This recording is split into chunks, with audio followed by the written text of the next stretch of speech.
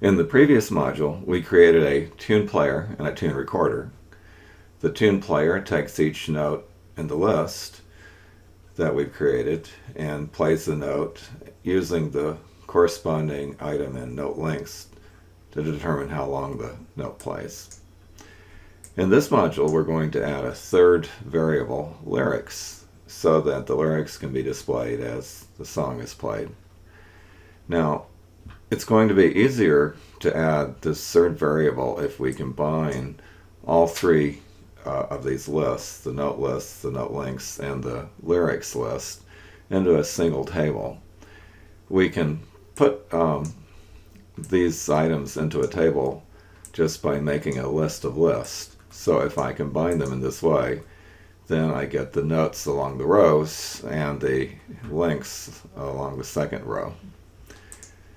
However, we'd like them in columns, and we can use the transpose command to move them into a common column. So if I transpose these items, then what I get is I get the same list, except now they're arranged in columns instead of rows. And the third row that we're going to add is going to be the lyrics. The third column we're going to add is going to be the lyrics column.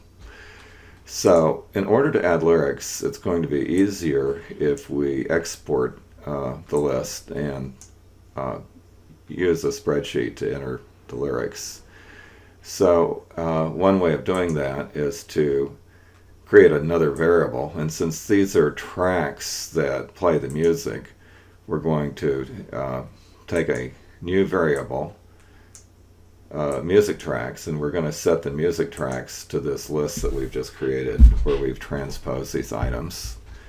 And so that will let us take this variable called music tracks, and if we take a look at that, then that gives us a variable with these items, which I can display over here.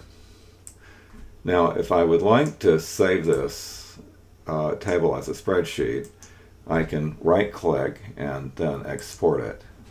And once I've exported it, I can take a look in this folder where it gets exported, and I see now I have this same list in what's called a comma-separated value file, or a CSV file.